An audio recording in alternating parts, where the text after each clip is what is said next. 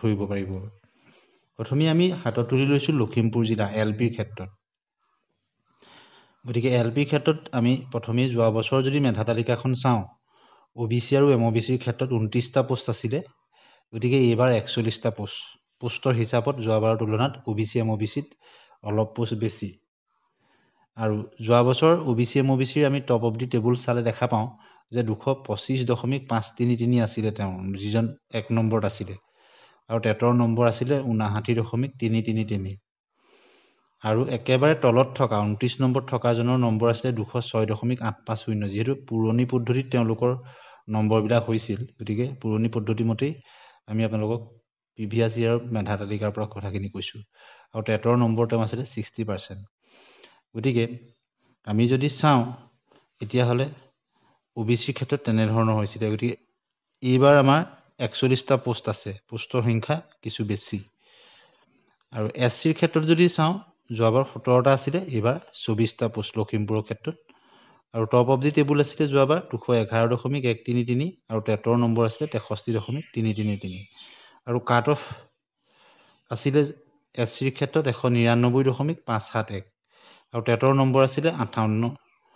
অৰ্থাৎ 58 ঠিক একেদৰে ST প্লেইনছৰ ক্ষেত্ৰত যোৱাবাৰ আছিলে 21টা এইবাৰ আছে 32টা গতিকে 11টা পোষ্ট বেছি আছে আৰু যোৱা বছৰ তালিকাৰ শীৰ্ষত থকাজনৰ নম্বৰ আছিলে 218.381 আৰু টেটৰ নম্বৰ আছিলে 58.667 ঠিক একেদৰে কাট অফ আছিলে 198.733 টেটৰ নম্বৰ আছিলে 57.333 ঠিক একেদৰে আনিজাবৰ ক্ষেত্ৰত যোৱাবাৰ 125টা আছিলে কিন্তু এইবাৰ 203টা পোষ্ট আছে 5550টাৰ ক্ষেত্ৰত আৰু টপ অফ দি টেবুল আছিলে 239.65 আৰু তেওঁ কিন্তু টেটত যথেষ্ট ভাল পাৰ্চেণ্ট আছিলে 80% আছিলে কাট অফ আছিলে 211.529 আৰু টেটৰ কাট অফত থকাজনৰ নম্বৰ 66% আছিলে এতিয়া আমি যদি চাওঁ আনিজাফৰ ক্ষেত্ৰত 60 পৰা 64%ৰ ভিতৰত আছিলে 28জন টেটৰ নম্বৰ 125 জনৰ ভিতৰত 65ৰ পৰা 70%ৰ ভিতৰত আছিলে 38 জন টেটৰ নম্বৰ আৰু 70 প্লাছত আছিলে 59জন ঠিক একেদৰে ST প্লেইনছৰ ক্ষেত্ৰত 21টা পোষ্টত 55 পৰা 59% ভিতৰত টেটৰ নম্বৰ সিলেক্টেড প্ৰাৰ্থী 12 জন 60 পৰা 64% ভিতৰত 7 জন 65 পৰা 70% ভিতৰত 2 জন ঠিক একেদৰে SCৰ ক্ষেত্ৰত 17টা পোষ্ট আছিলে যোৱাবাৰ 55 পৰা 59 ভিতৰত 4 জন 60 পৰা 65 ভিতৰত 10 জন 65 পৰা 70 ভিতৰত 3 জন OBC MOBCৰ 29টা পোষ্টত 55 পৰা 59 ভিতৰত 12 জন 60 পৰা 64 ভিতৰত 9 জন কেণ্ডিডেট আছিলে 65 পৰা 70 ভিতৰত 5 জন আছিলে আৰু 70 ওপৰত থকা পাৰ্চেন্টেজ টেটত 3 জন প্ৰাৰ্থী আছিলে এই সকলোখিনি দিশ আমি চাই আমি ক'ব পাৰোঁ যেটো LPত এবাৰ BEd উত্তীৰ্ণখিনিয়ে আবেদন কৰিব পৰা নাই আৰু BTCটো ইতিমধ্যে নিযুক্তি হৈ গৈছে গতিকে বহুখিনি কাৰকে প্ৰভাৱ বিস্তাৰ কৰিব আৰু সেই সময়ত টেটত উত্তীৰ্ণ টেটত উত্তীৰ্ণ বা জেনেৰেল টেটত উত্তীৰ্ণ আগত ভাল নম্বৰ থকাখিনিয়ে পাই গৈছিল কেইবাটাও নিযুক্তি হৈ গৈছিল সকলোখিনি দিশ চাই আমি এটা কথা ক'ব পাৰোঁ যে PWDৰ ক্ষেত্ৰত যি 21টা পোষ্ট আছে তাত 56-57 এটা নিৰাপদ জোন বুলি আমি ক'ব পাৰোঁ কিন্তু 4500ৰ ক্ষেত্ৰত এতিয়া পৰিসংখ্যাটো যথেষ্ট বেলেগ হ'ব কিয়নো মাজত কেইবাটাও টেট উত্তীৰ্ণ হৈ গৈছে আৰু বহুত ভাল নম্বৰ উঠাইছে গতিকে আমি 5500ৰ ক্ষেত্ৰত যদি PWDত চাওঁ লখিমপুৰৰ ক্ষেত্ৰত 56-57 এটা সেফ জোন বুলি আমি ধৰিব পাৰোঁ গতিকে কাট অফ কিমান হ'ব সেই কথাটো ক'ব এটা কাৰণেই নোৱাৰি যেহেতু কেণ্ডিডেটসকলৰ মেৰিটছৰ ওপৰত নিৰ্ভৰ কৰিব ওপৰৰ পৰা যেহেতু আহিব আৰু 21 নম্বৰ জনৰ যিমান হ'ব কিন্তু আমি পূৰ্বানুমান কৰি কিছু বিশ্লেষণহে আপোনালোকক ক'ব পাৰোঁ যে PWDৰ ক্ষেত্ৰত 56-57 এটা সুৰক্ষিত জন বুলি আমি ধৰিব পাৰোঁ ঠিক একেদৰে ST হিলছৰ ক্ষেত্ৰতো 21টা পোষ্ট ST হিলছৰ কেণ্ডিডেটৰ সংখ্যা যথেষ্ট কম যিসকল কোৱালিফাইড কেণ্ডিডেট ইতিমধ্যে চাকৰি পায় তেওঁলোকে চাকৰি কৰি আছে গতিকে ST হিলছৰ ক্ষেত্ৰত কাট অফটো কম হয় অন্যান্য চাকৰিবিলাকৰ ক্ষেত্ৰতো আপোনালোকে চাব গতিকে ইয়াত আমি 54-55 এটা আমি সেফ জোন বুলি ধৰিব পাৰোঁ এবাৰ টি টাইপছৰ অন্তৰ্ভুক্ত হৈছে নতুনকৈ গতিকে টি টাইপছৰ 23টা পোষ্ট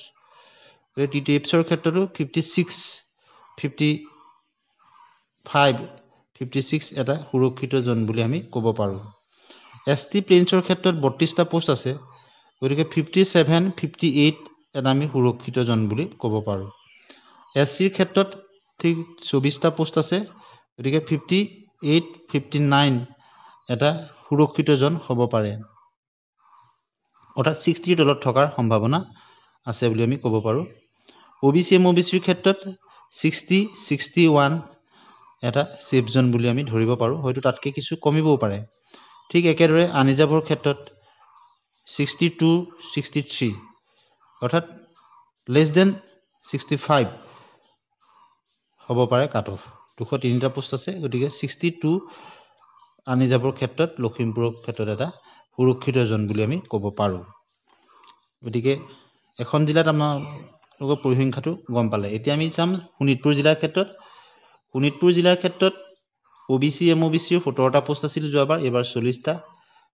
যোৱাবাৰ টপ অফ দি টেবুল আছিলে 220.133 তেওঁৰ আছিলে নম্বৰ মুঠ নম্বৰ পুৰণি পদ্ধতি মতে আৰু টেটত তেওঁ আছিলে 57.333 ঠিক একেদৰে কাট অফ 204.733 আৰু টেটত তেওঁৰ নম্বৰ আছিলে 55.333 আৰু টেটৰ মাৰ্কছবিলাক 55ৰ পৰা 59ৰ ভিতৰত 7জন আছিলে 60ৰ পৰা 64ৰ ভিতৰত 2জন আৰু 65ৰ ওপৰত 8জন আছিলে ঠিক একেদৰে SCৰ ক্ষেত্ৰত 13টা পোষ্টত 24 আছিলে এবাৰ প্ৰায় দুগুণ 24টা পোষ্ট আছে টপ অফ দি টেবুল 206.467 আছিলে আৰু টেটৰ নম্বৰ আছিলে 62.667 ঠিক একেদৰে কাট অফ আছিলে 196.948 টেটৰ নম্বৰ আছিলে 61.333 টেটৰ মাৰ্কছবিলাক আছিলে এনে ধৰণৰ 55ৰ পৰা 59ৰ ভিতৰত 3জন 60ৰ পৰা 64ৰ ভিতৰত 8জন 65ৰ ওপৰত 2জন আছিলে ST হিলছৰ ক্ষেত্ৰত এটা পোষ্ট এবাৰ 19টা পোষ্ট আছে গতিকে যথেষ্ট কাট অফ কমিব যোৱাবাৰ 168.333 আছিলে আৰু টেটৰ নম্বৰ আছিলে 57.333 ST প্লেইনছৰ ক্ষেত্ৰত যোৱাবাৰ 11টা এবাৰ এটা পোষ্ট কম অৱশ্যে 10টা পোষ্ট আছে টপ অফ দি টেবুল আছিলে 211.857 আৰু টেটৰ নম্বৰ আছিলে 66% আৰু কাট অফ আছিলে 193.867 আৰু টেটৰ নম্বৰ আছিলে 58.667% টেটৰ নম্বৰবিলাক আছিল এনে ধৰণৰ 55ৰ পৰা 59%ৰ 3জন চিলেক্ট হৈছিল 60ৰ পৰা 64% টেটত থকা 5জন 65 প্লাছত 3জন আছিলে আনৰিজাৰ্ভৰ ক্ষেত্ৰত 49 পোষ্ট আছিলে যোৱাবাৰ এইবাৰ যিহেতু 223টা পোষ্ট আছে আৰু টপ অফ দি টেবুল 235.600 আৰু টেটৰ মাৰ্কছ আছিলে তেওঁ 76% কাট অফ আছিলে 213.622 আৰু টেটৰ মাৰ্কছ আছিলে 60% ঠিক 60ৰ পৰা 64%ত 8জন প্ৰাৰ্থী আছিলে 65ৰ পৰা 69লৈ 8জন আৰু 70 প্লাছত 33জন প্ৰাৰ্থী নিৰ্বাচিত হৈছিলে যোৱাবাৰ যিহেতু 49টা এইবাৰ প্ৰায় 4 গুণতকৈও বেছি 5 গুণ বুলিয়ে ক'ব লাগিব এইবাৰ 223টা পোষ্ট আছে গতিকে যথেষ্ট সংখ্যক কাট অফ যোৱাবাৰ তুলনাত কমিব টি টাইপছৰ ক্ষেত্ৰত 23টা পোষ্ট আছে শোণিতপুৰ জিলাত LPত আপোনালোকে জানে গতিকে টি টাইপছৰ ক্ষেত্ৰত 56 আমি ধৰিব পাৰোঁ এটা সুৰক্ষিত জন বুলি গতিকে 56 55 এনেকুৱা ধৰণৰতে থাকিব টি টাইপছৰ PWDৰ ক্ষেত্ৰত 27টা পোষ্ট গতিকে তাত আমি 56.5 এনেকুৱা ধৰণৰ বা তাতকৈ বেছি থকাসকল সুৰক্ষিত বুলি আমি ক'ব পাৰোঁ ঠিক একেদৰে ST হিলছৰ ক্ষেত্ৰত 19টা পোষ্ট ST হিলছৰ ক্ষেত্ৰত 55 প্লাছত থকাখিনি বা 55ৰ আশে-পাশে থকাখিনিও সুৰক্ষিত বুলি ক'ব পাৰোঁ ST হিলছৰ প্ৰাৰ্থীৰ সংখ্যা যথেষ্ট কম ST প্লেইনছৰ ক্ষেত্ৰত 10টা পোষ্ট গতিকে 58 এটা সুৰক্ষিতজন হ'ব পাৰে বা তাতকৈ বেছি থকাসকল 58 ঠিক একেদৰে SCৰ ক্ষেত্ৰত 24টা পোষ্ট আছে গতিকে SCৰ ক্ষেত্ৰত 59 বা লেছ দেন 60 থকাৰ সম্ভাৱনা আছে OBC MOBCৰ ক্ষেত্ৰত যেটো 40টা পোষ্ট আছে গতিকে 61 62 এটা সুৰক্ষিত জন বুলি আমি ধৰিব পাৰোঁ আনৰিজাৰ্ভৰ ক্ষেত্ৰত আমি 63 বা 62.5 অৰ্থাৎ 65ৰ তলত থকাৰ পূৰ্ণ সম্ভাৱনা আছে আৰু পোষ্টৰ সংখ্যাও যথেষ্ট কম কিন্তু আনৰিজাৰ্ভৰ ক্ষেত্ৰত কেণ্ডিডেটসকলৰ মাৰ্কছো যথেষ্ট বেছি অৰ্থাৎ লেছ দেন 65 থকাৰ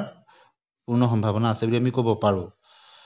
অৰ্থাৎ 60তকৈ বেছি অৰ্থাৎ 62ৰ ওপৰত আৰু 65ৰ তলত এনেকুৱা ধৰণতে আপোনালোকে দেখিলেও আচৰিত হ'বলগীয়া কথা নাথাকিব গতিকে আমি এই দুখন জিলাৰ LP দিলোঁ বিশ্লেষণ এতিয়া আমি আপাৰ প্ৰাইমেৰী ক্ষেত্ৰতো ধুবুৰী জিলাখন আমি ল'ব বিচাৰিছোঁ আপাৰ প্ৰাইমেৰী এছিষ্টেণ্ট টিচাৰৰ ক্ষেত্ৰত ধুবুৰী জিলা গতিকে ধুবুৰীত যদি আমি চাওঁ OBC MOBCৰ 38টা পোষ্ট গতিকে টপ অফ দি টেবুল আছিলে যোৱাবাৰ যিটো আছিলে টপ অফ দি টেবুল 296.461 আৰু টেটত নম্বৰ আছিলে 58.667 কাট অফ ঠিক একেদৰে 281.112 আৰু মাৰ্কছ আছিলে 55.333 টেটৰ মাৰ্কছবিলাক আছিলে এনেধৰণৰ 55ৰ পৰা 59লৈ 12জন 60ৰ পৰা 64লৈ 16জন 65 to 69 5জন আৰু 70 প্লাছত আছিলে 5জন গতিকে SC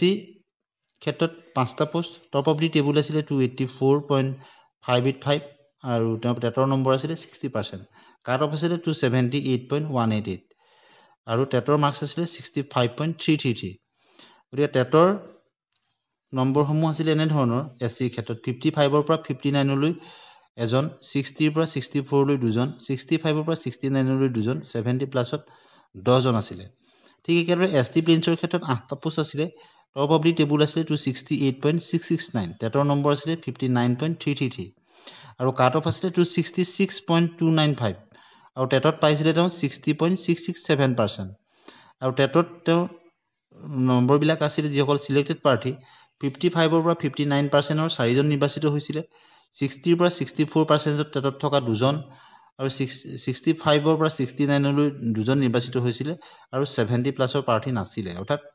70তকৈ কম থকা প্ৰাৰ্থীসকলে 70%ৰ তলৰখিনি তেওঁলোকে পাই গৈছিলে আনিজাবৰ ক্ষেত্ৰত 59 পোষ্ট আছিলে টপ অফ দি টেবুল আছে 322.889 আৰু টেটৰ নম্বৰ আছিলে 64% কাট অফ আছিলে 292.994 আৰু টেটৰ মাৰ্কছবিলাক আছিলে এনেধৰণৰ 60 to 64% আছিলে 33জন 65 to 69 আছিলে 15জন আৰু 70 প্লাছত আছিলে 11জন টি টাইপছৰ ক্ষেত্ৰত দুটা পোষ্ট আছিলে গতিকে তাত আমি 60 এটা সুৰক্ষিত জন বুলি ধৰিব পাৰোঁ PWDৰ ক্ষেত্ৰত 8টা পোষ্ট আছিলে গতিকে 6162 এটা সুৰক্ষিত জন বুলি আমি ক'ব পাৰোঁ আৰু ST হিলছৰ ক্ষেত্ৰত 59 58 এটা সুৰক্ষিত জন হ'ব পাৰে ST প্লেইনছৰ ক্ষেত্ৰত